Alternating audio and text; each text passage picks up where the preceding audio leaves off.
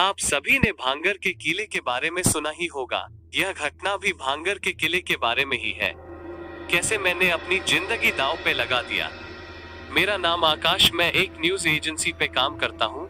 मेरे बॉस को कोई ऐसा न्यूज चाहिए था जिससे तहलका मच जाए। उस दिन सभी मीटिंग पे अपनी अपनी राय दे रहे थे।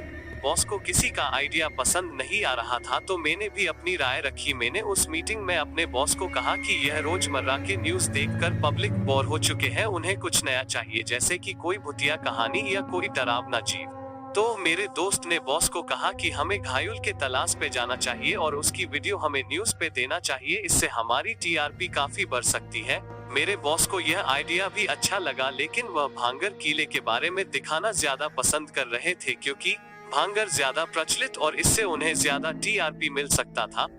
फिर बॉस के कुछ देर सोचने के बाद उन्होंने मेरे दोस्त को घायल और मुझे भांगर के किले के बारे में वीडियो बनाने को कहा, और बॉस हमें प्रमोशन के बारे में भी कहा कि अगर हम उन इलाकों में जाएं तो। हम दोनों खुश हो गए और अपने अपने रास्ते पे निकल गए। मैंने भांगर जाने के ट्रेन ले लिया था। उसके बाद मुझे बस लेना पड़ा। बस पे मुझे एक बुरी औरत मिली। वो कुछ अजीब थी, मुझे बहुत देर तक घूरते जा रही थी।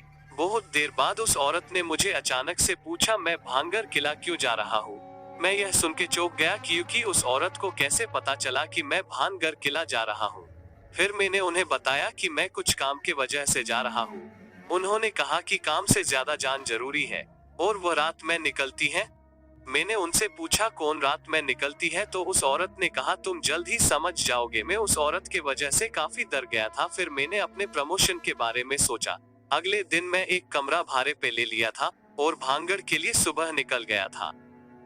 मैंने देखा कि वहाँ काफी लोग थे जो कि सभी भांगड़ किले को देखने आए थे। मैं समझ गया था कि सुबह यह आके कोई लाभ नहीं होने वाला, इसलिए मैंने सोचा कि रात में आना सही रहेगा। लेकिन मैंने देखा कि वहाँ एक बोर्ड लगा हुआ था जिसमें कि शाम के बाद आना मना था।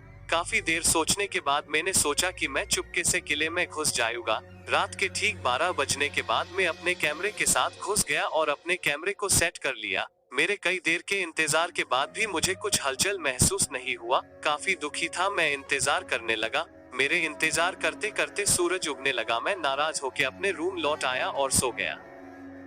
मेरी आंखें खोलने के बाद मैं हैरान हो गया। मैं उसी किले में था और समय ठीक 12 बज रहे थे। मैं काफी डर गया था। कुछ देर बाद मुझे एक औरत के पायलों की आवाज आने लगी। मैं उस आवाज का पीछा करने लगा। फिर मुझे एक लड़की की रोने की आवाज आने लगी। मैं डर से कांपने लगा। फिर भी मैं डर के उस आवाज के पीछे जाने लगा। मैंने देखा कि एक सुंदर सी औरत रो रही थी। मैं उसके पास गया। वो औरत काफी सुंदर थी। आसमान में पहुंचने के बाद उस औरत का शकल एक राक्षस के जैसा हो गया। मैं यह देखते बेहोश हो गया और जब मेरी आंखें खुली मैंने देखा कि मैं अपने रूम में था और सुबह हो गया था। मैं हैरान था। फिर मैंने सोचा कि यह एक सपना था। फिर मेरा ध्यान मेरे कैमरे पे गया। मैंने तुरंत कैमरे की रिकॉर्डिंग देखने लगा तो मैंने देखा कि जो मैंने सपने में देखा था वो सभी कैमरे में कैद था। मैंने वो रिकॉर्डिंग अपने ऑफिस भिजवा दिया।